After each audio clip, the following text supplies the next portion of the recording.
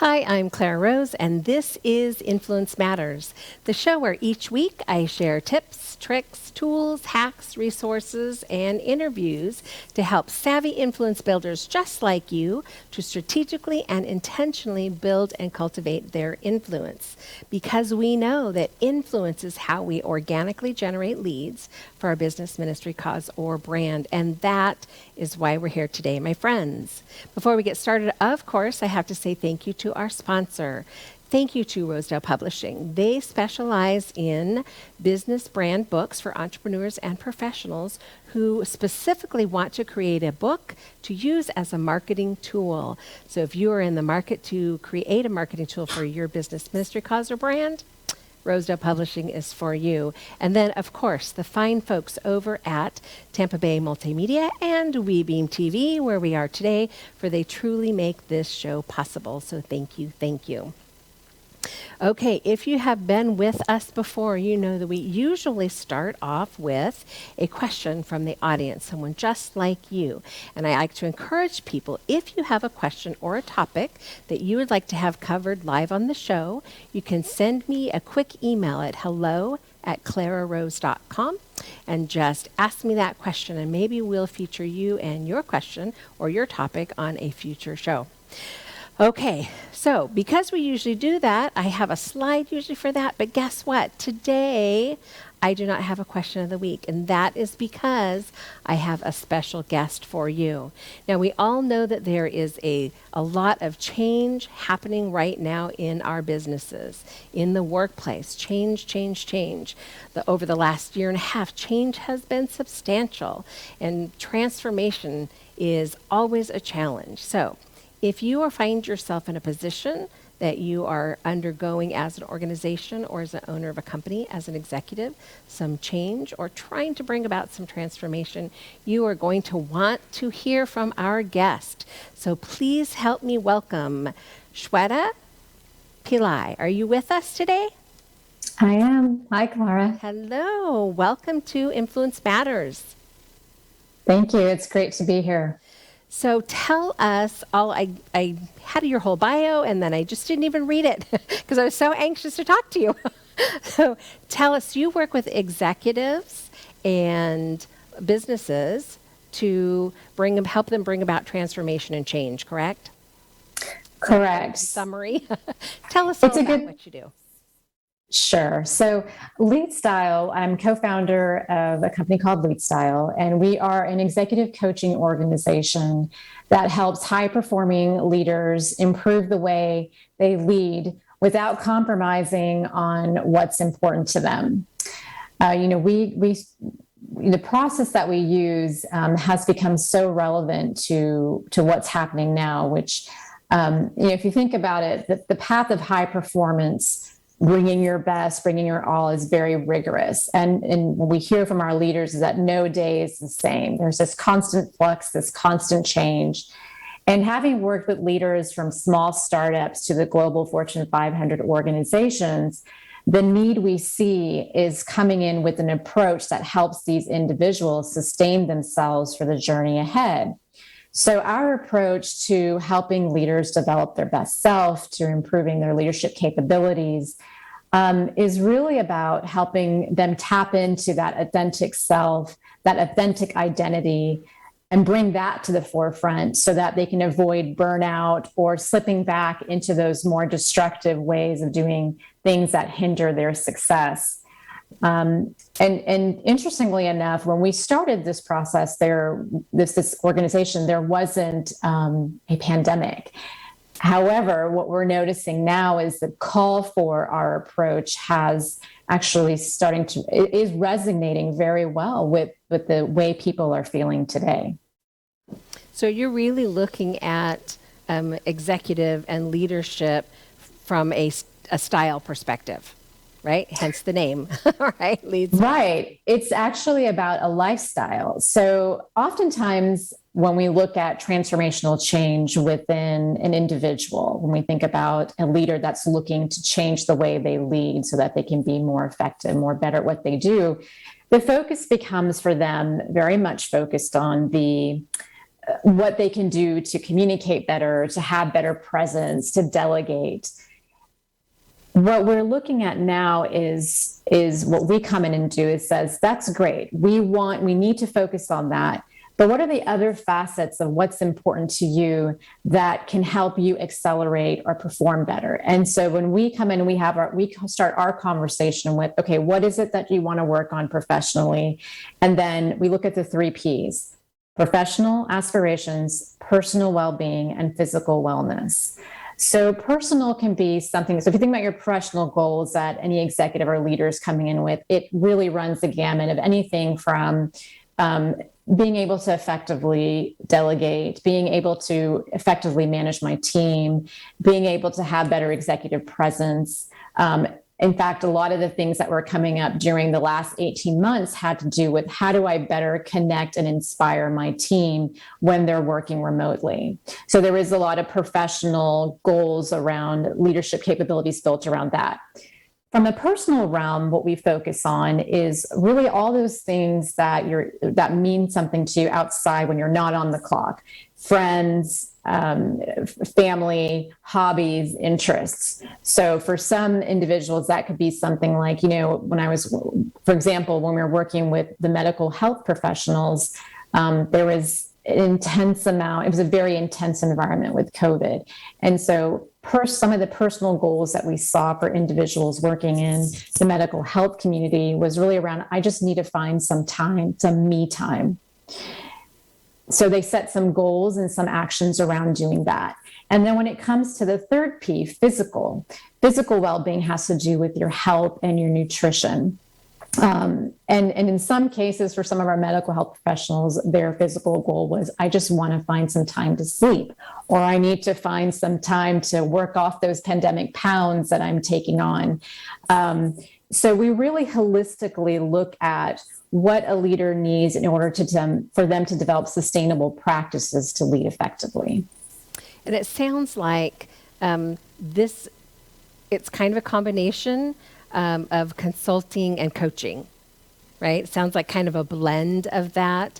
But it really sounds like you could be focusing on the leader themselves as a whole person, less so about change and transformation within the organization, right? Is that like a byproduct of the individual coaching and the individual change in the leadership?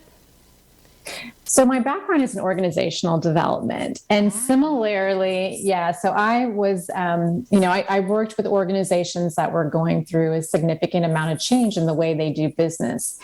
And when you think about what happens when an organization goes through change, is that it starts to really make people of an organization feel very nervous. Because there's a lot of uncertainty around how is this going to impact my job? Is this going to change the way I work? That level of so how you manage change in an organization is very similar to the way that you manage change with an executive, with an individual leader. And so our process is very much influenced by how we also manage change in organizations. Our work right now at Lead Style is primarily on the coaching side, but we have a very consultative methodology, which you picked up on how we take leaders through that process of transforming their leadership. I think it's probably my consulting background that made me hone in on that, because I've been consulting for so many years. But that coaching piece, that personal piece with leaders, I think is is what got my attention when we originally first met and we chatted together about having you on this show, because I think you're a leader even if you're a team of one, right? You're leading your organization, right?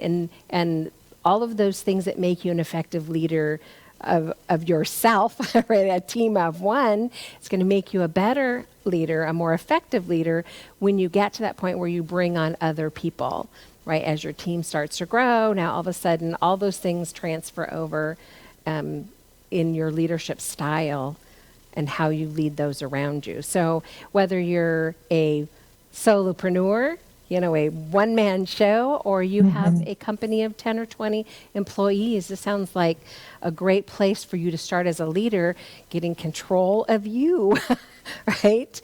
Absolutely. And it's a great point. It's a great point, Clara. I mean, oftentimes, even a lot of emerging leaders we look at, they may not have a team of people reporting to them or individuals reporting to them, but that doesn't mean you're not a leader. Leadership is not about your positional authority. It's about how your behaviors, how your actions influence others. And you don't have to have a team of people or even one person reporting to you. You could be an individual contributor and still have a leadership, still have the influence of being a leader. Absolutely. Absolutely. And that, how we lead is going to affect our business, right? So I'm a smaller company, small entrepreneur, and my team is freelancers and people that I contract with, things of that nature. But that's still leadership, right? That's still Absolutely. a type of leadership. And how I behave and conduct myself is going to be reflected in all those relationships, and ultimately the success or demise of my own business is going to stem from my success as a leader, or my lack thereof. I suppose that's always possible too. So it sounds like you're using assessments to get there. So tell us about what assessment you might use for this process, if any. So our theory around assessments is it's really up to the client. I don't think oftentimes, our relationship with assessments is, we're certified in the Hogan. We can bring in the EQI, which is the emotional intelligence assessment.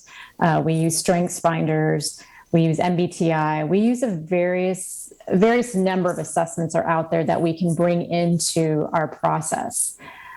It's data. It's data that we can work with. At the end of it, though, it's data that feeds into the bigger picture about who it is that you want to be in order to best serve yourself and the organization and the team that you work with or serve. So we use a variety of instruments and tools to inform our process, but we really leave that up to the client. Many organizations typically have their own assessment tools that they have their employees use, some of the larger organizations, and we always incorporate that as pieces of data that can help an individual determine where it is that they have gaps or blind spots in their own leadership. Okay. I only ask because I'm a huge assessment geek. I love Strength Finders. Strength Finders was really pivotal in my own business life years ago when I first did it and went, oh my gosh, I'm not weird, right? There's not something wrong with me. I just am strategic, right? So it helped give me, and then DISC, of course, was also, behavioral styles was very eye-opening to me to go, oh yeah, okay, I'm just a different style. I just function differently, and I'm a different kind of creative than most creatives are. So I always default to that. What are you using to get that data? But that put it beautifully. It's just data. It's just information to help us with the big picture. Right. And another piece of data that we also use in our process is the 360s. We do mini 360s, which we take data from, a few people that either you report to, your peers, and those that maybe report to you if you do have individuals that report to you. So kind of getting, again, that 360 view. We also do more extensive 360s as well, using various instruments and tools. But I really am a big proponent of 360s and getting direct feedback. It really helps to kind of pull you out of your head and your own perceptions to be able to get that feedback and incorporate that into the coaching process. I find to be a beautiful instrument to really see beyond your blind spots. So is this something that every new client coming in is a process that you're going to take them through, some like diagnostic 360s for even the solopreneur or entrepreneur at the smallest beginning startup level? Absolutely. So at the beginning of any of our coaching process, we start with what we call an experiential goal setting process. And there we incorporate data from different assessment tools that you mentioned, as well as the 360. And then we use what I'm going to give credit to Judy Wilkinson Smith, who does phenomenal work in systems and constellations work for coaching and helping really get people really make some shifts, some deeper shifts into underlying things that can really help make shifts for people when they're struggling with something. So what we do is we use that same systems constellations process with our 3Ps: professional, personal, and physical. And we have these, our clients physically go through placing how those elements right now show up for them and how they would like them to show up for them. So if you think about right now in the pandemic, what's really interesting is that, before when we did this exercise, people would lay those elements in an open room, or they would take a piece of paper and draw out how those three elements show up for them.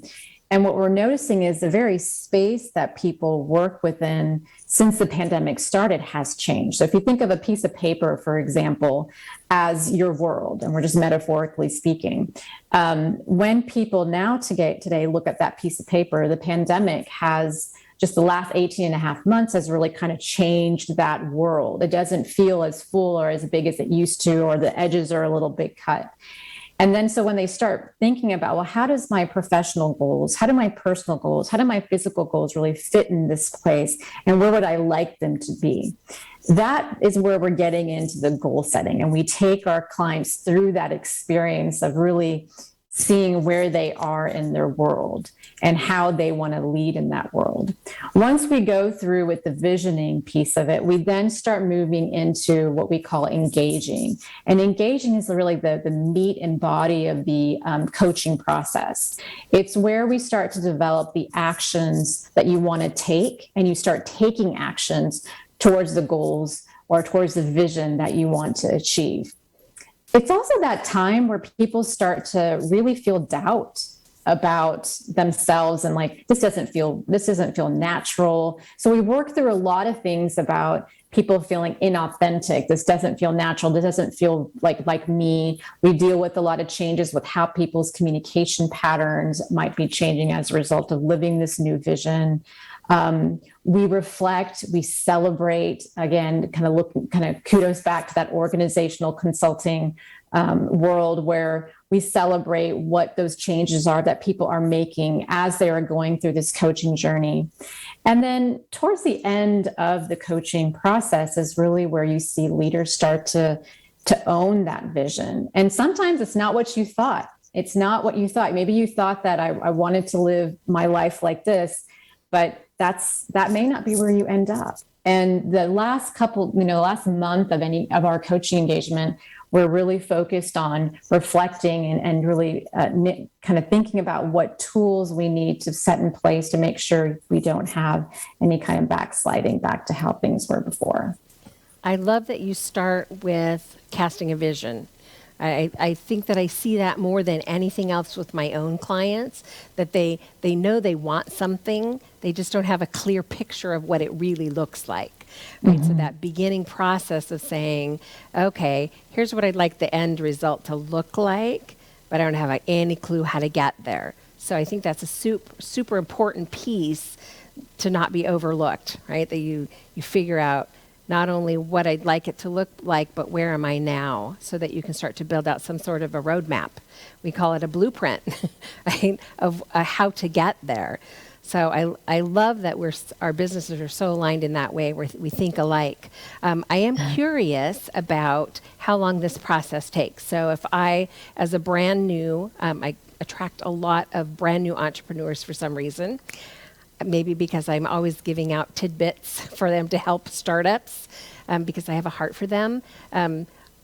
Somebody who's brand new, just starting out, what can they expect from an engagement with your company? Are we looking at 3 months, 6 months, 9 months? How long is this process going to take? A typical engagement is about 6 months.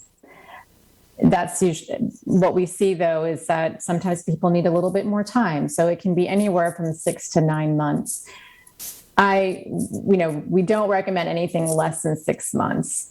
It really kind of takes people about 6 months to develop those habits, to develop those changes in their behavior when it comes holistically to what matters to them. So really around 6 months is kind of that sweet spot. And then, people's schedules are always kind of changing and in flux. And so we typically could be up to 9 months, depending on people's schedules. But 6 months is our sweet spot. It's a sweet spot. The same thing is true when you write your book. 6 to 9 months. It's kind of like having a baby, right? You're writing something brand new, and it's not going to happen overnight, right? It is, and I love that. Yes, and it's not going to happen overnight. I think, I love that book, Atomic Habits, which really talks about kind of the micro changes that we have to make to to become who it is that we want to be. And we very much follow that philosophy with our clients. Oftentimes after visioning, there's this tendency to want to develop these very big actions towards that vision. And what we encourage is, let's just start small, not too small that it's too easy, but not too big that you don't even want to get started. Right. So we're very intentional about when we're using this holistic approach to helping our clients develop those sustainable practices, that it's practical and it's realistic. I love that. Intentional. I'm very intentional as well. Strategic and intentional. Okay, so we are almost out of time, but I would love for you to tell our viewers how they can connect with you. If they're interested in learning more, they think this might be for them, what is their first step? So the first step is you can email me directly, shweta@leadstyleglobal.com. You can also find more information on our website at www.leadstyleglobal.com. I am always on LinkedIn, so please reach out to me via LinkedIn. You can connect with me that way as well. We offer, again, coaching to both executive teams as well as teams within departments as well as individual coaching. Very exciting. So as a company could bring you in to work with each of their individual leaders. Right. And what we have also seen because of the pandemic is, as you're having people come back into this new normal, you're having teams coming and working together, having some individuals still remote. We're doing a lot more group coaching as well, as teams start to develop more norms when it comes to what kind of culture do you want to create for this team? How do we operate effectively? And there's, again, 18 and a half months, a lot of change. People aren't who they were before. We're different. We're just different. And so we really are looking at helping teams kind of get back into the game and figuring out what their own identity is in order to work effectively. I love that. Culture is something that I think people overlook, organizations overlook. It's so important to have the right kind of culture, and that has to be intentional, right? If you don't intentionally create the culture that you want, guess what? You're going to have a culture that you don't want, because it's going to happen. It's going to be created. So you might as well create a culture of leadership that you're after. Thank you so much for spending some time with us. I sure appreciate it. I'm look forward to spending more time getting to know what you guys do even better, and we'll have you on again someday down the road. But thank you for spending some time with us here today. Thank you so much. I enjoyed our time. We'll see you again. So, wasn't she amazing? I so connect with the way that they do business and with just her as an individual. I love their methodology. I think if you are in the midst of change or you want some transformation within your own organization, be it an organization of you, organization of one, or a larger organization, I think this company can help you transform your business and transform your culture as well. Okay, so we are almost out of time, so I can't let you go today without reminding you that it is October. We are in October, and there is still room in the October cohort, Brainstorm and Blueprint Your Book. So if you are ready to get your book out of your head and onto paper and out to the world, this is for you. We start with a live 6-week group coaching that we brainstorm and blueprint what your book is going to be about. And then everybody rolls over into the ongoing support of our Facebook group, said that backwards, where everyone gets their writing done. So this is where collaborations happen and people help each other launch their books and help each other with edits and just support each other in a really unique and exciting way. There is no need to try and write your book by yourself. There is a support system for you. If you go to www.clararose.com/masterclass. I have a little video for you there that you can watch. It's going to talk a little bit more about the process. Drop your email in there, and it's going to take you to a page that has even more information about the process and how you can get your book out of your head and onto paper and out into the world. And of course, if you need an editor, we offer editing services professionally. And if you would like to publish, you can publish with Rosedale Publishing if you're interested. If not, we can help you get ready and go find a publisher that is a good fit for you. Okay, so it's time to sign up for your October cohort if you're ready to get your book going. Otherwise, thank you once again for joining me each week to let me share with you how you can intentionally and strategically cultivate influence in your business. We'll see you next week on Influence Matters.